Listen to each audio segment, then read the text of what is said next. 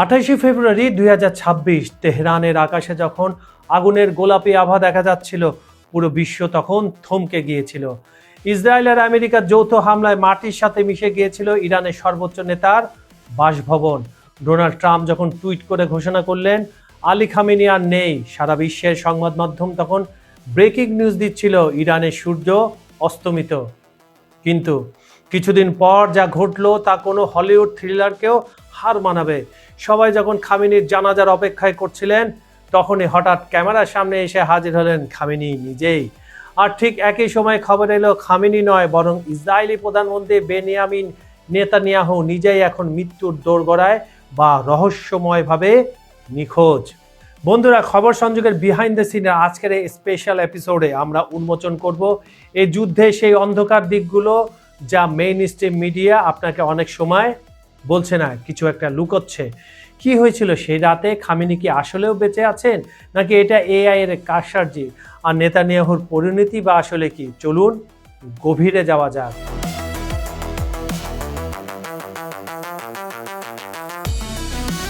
28 ফেব্রুয়ারি সকালে ইসরায়েলি বিমান বাহিনী এবং মার্কিন নৌবাহিনী একযোগে শুরু করে অপারেশন এপিক ফিউরি। তেহরানের হৃৎপিণ্ডে খামেনির বাসভবন লক্ষ্য করে নির্ভুলভাবে আছড়ে পড়ে একের পর এক মিসাইল। মার্কিন গোয়েন্দা সংস্থা সিআইএর দাবি ছিল খামেনি সেখানেই অবস্থান করছিলেন। হামলার পর বিভিন্ন স্থান থেকে ইরানের মীর জাফরদের উল্লাসের খবর পাওয়া যাচ্ছিল। অনেকে মনে করেছিলেন দীর্ঘ শাসনের অবসান হয়তো হয়ে গেছে, কিন্তু ইরান তখনও নীরব ছিল। কয়েক ঘন্টা পর তারা স্বীকার করে হামলা হয়েছে, প্রাণহানি হয়েছে। কিন্তু খামেনির ভাগ্যে ঠিক কী ঘটেছে তা নিয়ে শুরু হয় চরম লুকোচুরি। পশ্চিমা মিডিয়া যখন তার মৃত্যু নিশ্চিত বলে প্রচার করছিল, ইরান তখন বলছিল তিনি নিরাপদ স্থানে আছেন। আমি 28 ফেব্রুয়ারি আর 1 মার্চের কথা বলছি।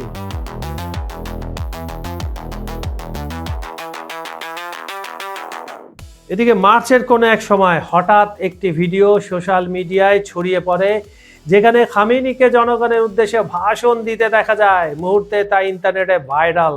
কিন্তু বিশ্লেষকরা প্রশ্ন তুললেন, ভিডিওটা কি আসল?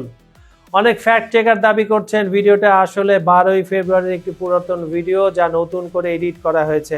আবার ইরানের রাষ্ট্রদূতের ভাষ্যমতে খামেনি নন, বরং তার ছেলে মুস্তাফা খামেনি সে হামলায় আহত হয়েছেন কিন্তু বেঁচে আছেন। এটা অস্পষ্টতা ইরানকে একটি বড় সাইকোলজিক্যাল অ্যাডভান্টেজ দিচ্ছে। যদি খামেনি সত্যি ফিরে আসেন, তবে এটি হবে ইসরায়েলের গোয়েন্দা সংস্থার ইতিহাসে সবচেয়ে বড় ব্যর্থতা।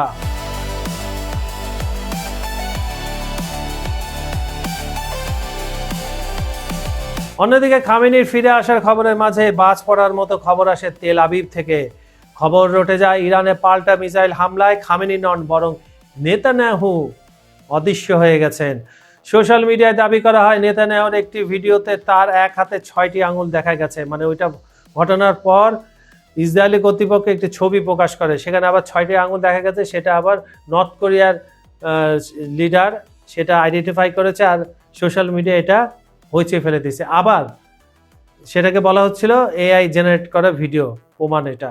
এদিকে আবার আরেকটা টুইস্ট আছে এই ঘটনা, সেটা হচ্ছে যদিও নেতানিয়াহু 15 মার্চ একটি ভিডিও প্রকাশ করে দাবি করে যে আমি মারা যাইনি, আর ব্যঙ্গ করছিল আমি কফির জন্য মারা যাচ্ছি। হাত এবার কফি ধরে, সে খুব চিকন চাকন চেহারা, আপনার নেতানিয়াহুর মতো মনে হয়, সে কফির মাঝে ধরে আছে। কিন্তু এই ভিডিও নিয়ে নেটিজেনরা প্রশ্ন তুলেছেন। অনেক বিশ্লেষকরা বলছেন এটা 2024 সালে তোলা ভিডিও, কিন্তু ইসরায়েলের ভেতরে অস্থিরতা অন্য কথা বলছে।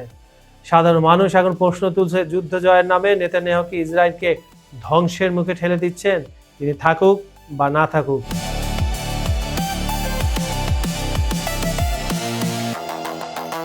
ইরান ইসরায়েল সংঘাত আরও কয়েক সপ্তাহ চলবে যুদ্ধ।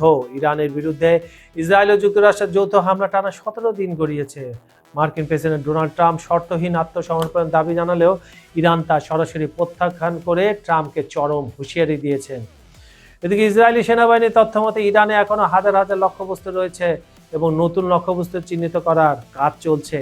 আগামী অন্তত 3 সপ্তাহ অর্থাৎ ইসরায়েলিদের পাস ওভার উৎসব পর্যন্ত হামলার সুনির্দিষ্ট পরিকল্পনা তৈরি করেছে তেল আবিব। ইসরায়েলি মন্ত্রী মিকি জোহার সতর্ক করেছেন, সামনের দিনগুলোতে যুদ্ধের ভয়াবহতা আরও বাড়বে। এরাও দেখে ট্রাম্পের মতো হয়ে গেছে, চাপাবাজি ছাড়া কিচ্ছুই পারে না, নিরীহ মানুষদের মারে, তেহরানে বাচ্চাদের উপর বোমা ফেলে, আর আবাসস্থল ধ্বংস করে, জায়গা মতো ফেলতে পারে না। পক্ষান্তরে ইরান টার্গেট করে করে একদম দিচ্ছে ভালো করে। ফলে এই সংঘাত সহসাই থামছে না, বরং আরও কয়েক সপ্তাহ স্থায়ী হওয়ার আশঙ্কা প্রবল।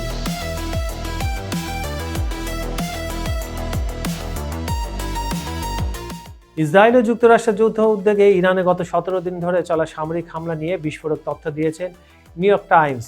প্রতিবেদনে বলা হয়, সৌদি যুবরাজ মোহাম্মদ বিন সালমান প্রকাশ্যে কূটনীতির কথা বললেও গোপনে মার্কিন প্রেসিডেন্ট ডোনাল্ড ট্রাম্পকে ইরানে কঠোর হামলা অব্যাহত রাখার পরামর্শ দিচ্ছেন।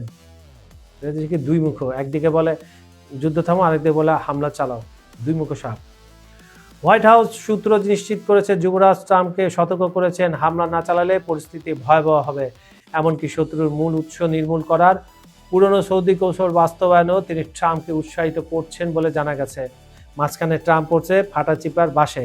একদিকে তার নেতানিয়াহু যদি জীবিত থাকে তার ধাক্কায়, আরেকদিকে এমবিবিএস যারে বলে খুব আদর করে ট্রাম্প, সালমান, সেও একদিকে ঠেলতে ঠেলতে ঠেলতে একদম ফাটা বাসের চিপায় ট্রাম্প। মূলত সৌদি ও ইসরায়েলের চাপে এই হামলা শুরু হয়েছে বলে দাবি করেছে প্রভাবশালী সংবাদ মাধ্যমগুলো। শুধু সংবাদ মাধ্যম নয়, এই বোকা ট্রাম্পও সেই দাবি করেছে। ফলে তো এখন সে চোরাবালিতে পা আটকায় পড়ছে, না উঠাতে পারে না ঢুকতে পারে। সম্প্রতি লোহিত সাগরে মার্কিন বিমানবাহী রণতরী ইউএসএস জেরার্ড ফোর্ডের উপস্থিতি নিয়ে তীব্র প্রতিক্রিয়া দেখিয়েছে তেহরান। ইরানের সামরিক বাহিনীর পক্ষ থেকে জানানো হয়েছে, এই রণতরীটিকে লজিস্টিক বা অন্য কোনোভাবে সহায়তা প্রদানকারী যে কোনো কেন্দ্রকে ইরানের সশস্ত্র বাহিনী তাদের হামলার বৈধ লক্ষ্যবস্তু হিসেবে কি করবে, লক্ষ্যবস্তু হিসাবে বিবেচনা করবে, যে এই টার্গেট এখন আমাদের বৈধভাবে এখানে আমরা হামলা করব। ইরানে খাতাম আল আম্বিয়া কেন্দ্রীয় সদর দপ্তরের মুখপাত্র গত রোববারে করা হুঁশিয়ারি উচ্চারণ করেছিলেন এবং আজকে আরও কিছু ইরানের কর্তৃপক্ষ সেটা রিপিট করেছে। ইরানের মতে ওই অঞ্চলে মার্কিন রণতরী অবস্থান ইরানের জাতীয় নিরাপত্তার জন্য সরাসরি হুমকি। এই কেন্দ্রটি মূলত ইরানের সশস্ত্র বাহিনীর জেনারেল স্টাফের একটি গুরুত্বপূর্ণ শাখা, যারা বড় ধরনের সামরিক অভিযানের পরিকল্পনা ও সমন্বয়ে কাজ করে থাকে এবং এই 17 দিন খুব নিখুঁতভাবে তারা এই কাজগুলো করে যাচ্ছে। ইরানি কর্তৃপক্ষের এই বক্তব্য মধ্যপ্রাচ্যে বিরাজমান উত্তেজনাকে আরো বাড়িয়ে তুলেছে। লোহিত সাগরে কৌশলগত অবস্থানে থাকা মার্কিন নৌবহরকে যারা পরোক্ষ প্রত্যক্ষভাবে সাহায্য করছে তাদের সতর্ক করে ইরান স্পষ্ট বার্তা দিয়েছে, যে কোনো ধরনের সহায়তাকে তারা শত্রুতা হিসেবে গণ্য করবে এবং প্রয়োজনে সামরিক পদক্ষেপ নেবে, এভাবে ফেলবে। 28 ফেব্রুয়ারি সে ব্ল্যাক স্যাটারডের পর পৃথিবী আজ এক অদ্ভুত সন্ধিক্ষণে দাঁড়িয়ে। একদিকে ইরানের সর্বোচ্চ নেতার মৃত্যু সংবাদ নিয়ে পশ্চিমা মিডিয়ার উল্লাস, অন্যদিকে হঠাৎ ক্যামেরার সামনে খামেনির ফিরে আসার গল্প। পুরো বিষয়টি কি তবে কোনো ডিজিটাল মরিচিকা, নাকি ইসরায়েলি গোয়েন্দা সংস্থার ইতিহাসের সবচেয়ে বড় ব্যর্থতা? রহস্যের জাল আরও ঘনীভূত হচ্ছে তেল আবিবকে ঘিরে। যে নেতানিয়াহু ইরানকে মানচিত্র থেকে মুছে দেওয়ার শপথ নিয়েছিলেন, সে নেতানিয়াহু আজ নিজেই কি কোনো অন্ধকার গহ্বরে হারিয়ে গেলেন? 6 আঙুল আর কফি হাতে সেই বিতর্কিত ভিডিও কি তবে কোনো অশনি সংকেত? ট্রাম্পের হুঙ্কার আর সৌদি যুবরাজের গোপন পরামর্শ, সব মিলিয়ে মধ্যপ্রাচ্যের আকাশে এখন যুদ্ধের কালো মেঘ নয়, বরং পারমাণবিক ছায়ের গন্ধ পাওয়া যাচ্ছে। মনে রাখবেন, ইতিহাসের এই পাতায় যা লেখা হচ্ছে তা হয়তো কয়েক দশক পর আমাদের পরবর্তী প্রজন্ম পড়বে। কিন্তু প্রশ্ন হলো, এই ধ্বংসলীলার শেষ কোথায়? খামেনির এই নিরাপত্তা কি কোনো প্রলয়ঙ্করী ঝড়ের পূর্বাভাস, আর নেতানিয়াহুর ভবিষ্যৎ কি তবে কোনো অন্ধকারের ট্র্যাজেডি? আপনার কি মনে হয়, খামেনি কি আসলে বেঁচে আছেন, নাকি ইরান কোনো বড় ধরনের সাইকোলজিক্যাল গেম খেলছে? আর নেতানিয়াহু নিখোঁজ সংবাদ নিয়ে আপনার বিশ্লেষণ কি? আপনার একটি কমেন্ট হয়তো এই রহস্যের নতুন কোনো দিক উন্মোচন করতে পারে। তাই এখনই কমেন্ট বক্সে আপনার মতামত জানান। এই বিষয়ে আমি আরেকটি যুক্তি দিচ্ছি আপনাদের, এটাও আপনারা কমেন্টে যাবেন, যে রাহাবারের আলী খামেনির কিন্তু জানাজা হওয়ার কথা ছিল, সেটা স্থগিত করেছিল গত মাসে ইরান। তারা বলেছিল এত মানুষ জায়গা দেওয়ার মতো স্থান ইরানে এই মুহূর্তে নেই, বিভিন্ন জায়গা থেকে লোক আসছে। এটা কি কোনো যুক্তি হলো? আসলে কি ঘটনা, কি হচ্ছে, পর্দার আড়ালে কি হচ্ছে, কমেন্টে জানান। ভিডিওটি গুরুত্বপূর্ণ মনে হলে শেয়ার করে সত্য পৌঁছে দিন সবার কাছে। আর খবর সংযোগের বিহাইন্ড দ্য সিনের এই বিশেষ বিশ্লেষণগুলো নিয়মিত পেতে আমাদের চ্যানেলটি সাবস্ক্রাইব করে বেল আইকনটি চেপে রাখুন। আপনারা পৃথিবীর যে প্রান্ত থেকে আমাদের দেখছেন, হোক তা বাংলাদেশ, মধ্যপ্রাচ্য কিংবা ইউরোপ, আপনাদের সবার নিরাপত্তা আমাদের কাম্য। আজ এই পর্যন্ত আমি কাজল হায়দার বিদায় নিচ্ছি, প্রতিশ্রুতি দিচ্ছি কাল ঠিক একই সময় আবার দেখা হবে নতুন কোনো টপিক আর গভীর বিশ্লেষণ নিয়ে। ততক্ষণ ভালো থাকুন, সচেতন থাকুন এবং সত্যের সন্ধানে খবর সংযোগের সাথেই থাকুন। ধন্যবাদ সবাইকে, আর আল্লাহ হাফেজ।